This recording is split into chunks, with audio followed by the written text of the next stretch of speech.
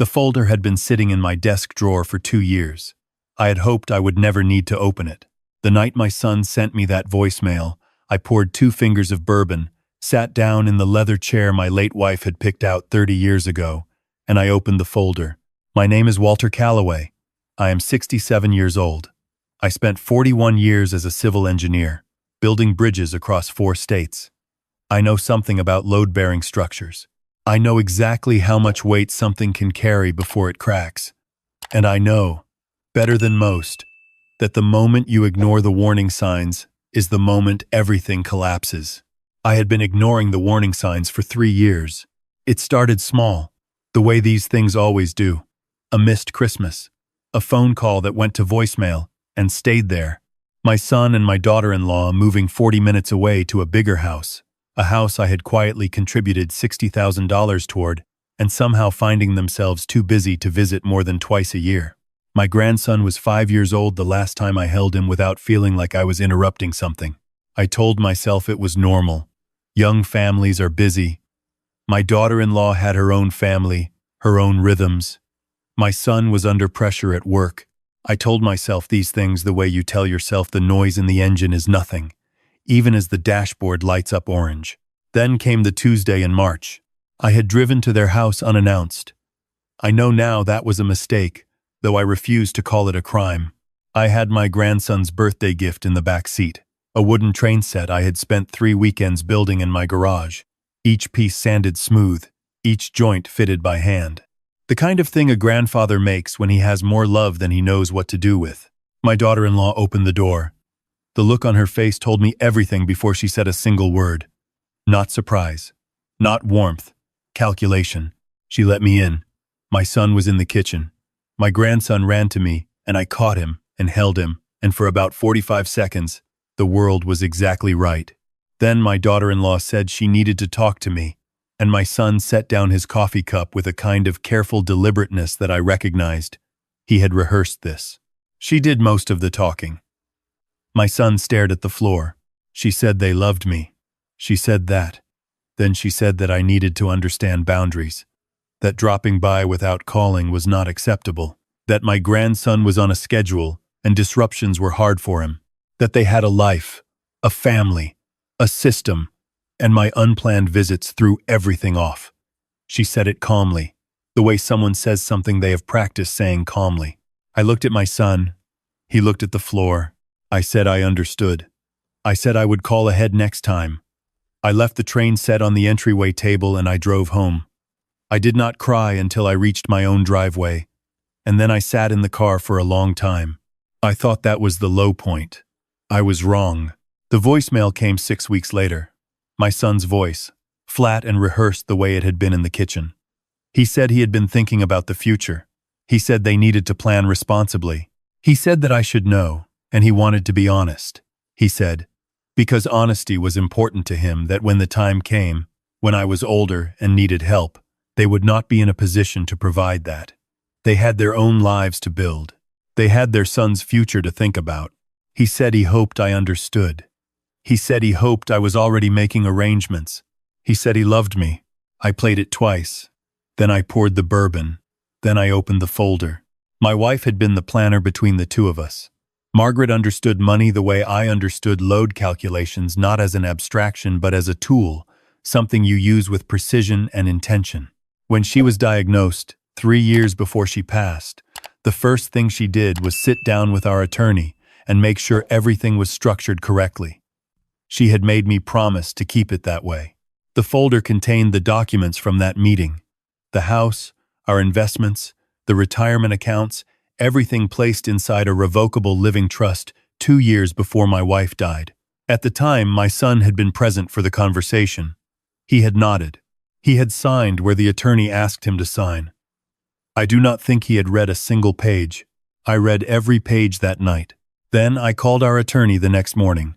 His name is Gerald, and he has known my family for 22 years. I told him what had happened. I told him about the voicemail. I told him what I wanted to do. There was a pause on the line, the kind of pause that means a person is choosing their words carefully. He said, "Walter, you have every legal right to do exactly what you're describing." I said, "I know." I just needed to hear someone else say it. I spent the next 4 days going through every financial thread that connected me to my son and my daughter-in-law. There were more than I had realized. The $60,000 toward the house. A car loan I had co-signed that still had 18 months on it. A credit card I had added him to as a secondary holder when he was in college, which I had never removed him from because it had never seemed to matter. A storage unit near their house where I kept some furniture that had been earmarked, informally, as theirs eventually. I handled each one quietly and without announcement. I called the bank about the co-signed loan. I contacted the credit card company. I spoke again with Gerald about the trust. I did not change the terms dramatically. My grandson remained a beneficiary, protected and accounted for in the way Margaret had intended, but I removed the assumptions. I removed the inheritance my son had apparently been counting on without ever saying so directly. I restructured what could be restructured. I also made an appointment with a financial advisor and a senior living consultant, not because I was ready for any of those decisions, but because my son had told me to make arrangements, and for once in my life I decided to take his advice. I did not contact my son. I did not call. I did not send a message. I let 3 weeks pass. My son called on a Sunday evening. His voice was different, higher, something tight in it. He said there had been an issue with his bank, something about the co-signed loan and a notification that the arrangement had been altered. He said he needed to talk to me. I said, of course. Come by tomorrow afternoon. I'll make coffee. He came alone. My daughter-in-law did not come. I noticed that. He sat across from me at the kitchen table, the same table where he had done homework as a child, where we had eaten 10,000 dinners, where Margaret had paid bills on Sunday mornings with a yellow legal pad and a mechanical pencil. He looked young to me in that moment. Not in a good way. Young the way someone looks when the thing they thought was permanent has shifted under their feet. He started with the loan. I let him talk. He explained that the change in the co-signing arrangement had affected his credit profile, and he needed to understand what had happened. I told him what had happened. I told him I had removed myself from the loan. He said he didn't understand why. I said I was simplifying my financial situation. He said I could have told him. I said I could have, yes. Then he asked about the credit card. I told him I had removed him from that account as well. He stared at me. He said he didn't use that card much anymore, but it had been open a long time and it affected his credit history. I said I understood. He said this seemed like I was punishing him for something. That was the word that opened the room up. Punishing. I put down my coffee cup. I said, "Son, I want to ask you something, and I want you to think before you answer." I said, "Do you remember the voicemail you left me 6 weeks ago?" He said he remembered. I said, "Do you remember what you told me?" He was quiet for a moment. He said he had only been trying to be honest. He said he had been under a lot of pressure. He said my daughter-in-law had felt strongly that expectations needed to be managed, and he had agreed that honesty was the right policy. I said, "So it was honest?" He said, "Yes." I said, "Then I am being equally honest with you now." I said, "The $60,000 toward your house was a gift, and I do not want it back." I said, "Everything else has been adjusted to reflect the reality of our relationship as you have described it to me." I said, "You told me to make my own arrangements." I said, "I took your advice." He started to say something and I held up one hand, the way I used to when he was 12 and I needed him to slow down and listen. I said, "I am not angry. I want you to understand that. I am not punishing you. You told me the truth about what you could offer, and I respected that enough to take it seriously. I have made my arrangements. I am going to be fine. What I need from you today is to understand if there is anything left here worth preserving, or if what you said in that voicemail is the final word." My son was quiet for a long time. He said, "What do you mean, what's worth preserving?" I said, "I mean a relationship. I mean Sunday dinners occasionally. I mean my grandson knowing who his grandfather is. I mean a phone call sometimes that is not about a financial discrepancy. That kind of preserving." He put both hands on the table, palms flat, the way he used to when he was working through a math problem and needed to think out loud. He said, "I didn't think about it that way." I said, "I know you didn't." He said, "I didn't think you would actually do anything." I said, "Son, I built bridges for 40 years. The only ones that hold are the ones where you account for every variable. You told me a variable I had not accounted for.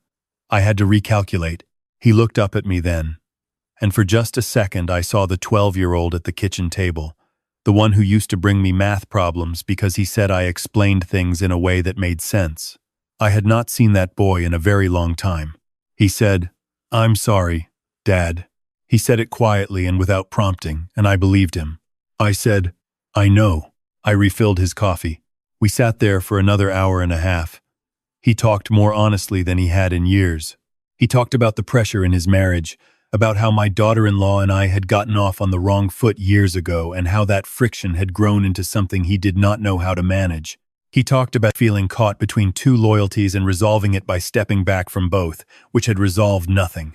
He talked about my grandson, about how the boy asked about me, asked why Grandpa didn't come around, and how my son had not known what to say. I listened. I did not offer solutions. He was not 12 anymore, and these were not math problems. I just listened the way his mother used to listen, without flinching and without filling the silence too quickly. When he left, he hugged me at the door. A real hug, not the sideways half-embrace we had settled into over the past few years. He held on for a moment longer than necessary, and I let him. I closed the door and stood in the hallway and looked at the photographs on the wall.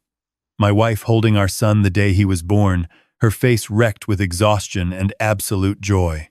My son, at 8 years old, standing on a finished bridge project, wearing my hard hat, grinning with every tooth in his head. My grandson last Easter, chocolate on his chin, holding up a plastic egg like he had found the Holy Grail. 3 generations in a row on that wall, and not one of them a mistake. The next 3 months were not a movie. There was no dramatic reconciliation scene. My daughter-in-law did not arrive at my door with an apology and a casserole. What happened was smaller and slower and more real than that. My son began calling on Sunday evenings. Not every Sunday, but most. We talked about ordinary things, his work, a project I had taken on refurbishing the garage, football when the season started. He asked my opinion about things occasionally. I did not overreact to this. I just answered. My daughter-in-law and I reached a kind of careful détente. We were not warm. We were not going to be. Not for a while, and I had made my peace with that. She was polite when I came over, and I was polite in return, and I called ahead every time, which cost me nothing and seemed to matter to her. So I did it. My grandson is what changed fastest. His name is Charlie, and he is 6 years old, and he has his grandmother's eyes, and my late wife would have been completely undone by him. He started spending Saturday mornings at my house about 2 months after that conversation at the kitchen table. My son would drop him off, and I would have the garage set up for whatever project we had, going birdhouses, a small bookshelf, a wooden sword that took 3 weekends, and that Charlie carried around the house like he had been knighted. He asked me once, on a Saturday morning in October, while we were sanding a step stool he had decided his room needed, he asked me why I didn't come to his house very much before. I thought about how to answer that. I said, "Grandpa and your dad needed to work some things out, buddy. But we worked them out." He kept sanding. He said, "Okay," like that settled it completely. I suppose for him it did. I think about that folder sometimes. It sits in the same drawer, closed now, the documents unchanged inside it. My son knows what is in it. Gerald has reviewed it again recently and everything is in order. My grandson is protected. My arrangements, as my son had so carefully suggested I make, are made. I am not a bitter man. Bitterness is a load-bearing wall you install when you don't understand structural engineering. It holds weight in the short term, and it will absolutely bring the whole house down eventually. I watched my father choose bitterness, and I watched what it cost him. And I decided before I was 40 that I would not build my life out of that material. What I am is clear-eyed. That is different. I am clear-eyed about the fact that my son made choices that hurt me, and that he made them partly from weakness and partly from genuine pressure and partly because no one had ever shown him that actions carry weight. I am clear-eyed about the fact that I could have spoken up sooner, could have addressed the distance before it calcified into a voicemail I played twice in an empty house. I am also clear-eyed about this. When I told my son that I had made my arrangements, when I laid out without drama or performance what I had actually done, It reached him in a way that 3 years of quiet hurt had not. Not because of the money, because of what the money represented. It represented how seriously I was taking what he had said to me. It represented the fact that I had listened to him, heard the real message underneath the careful wording, and responded in kind.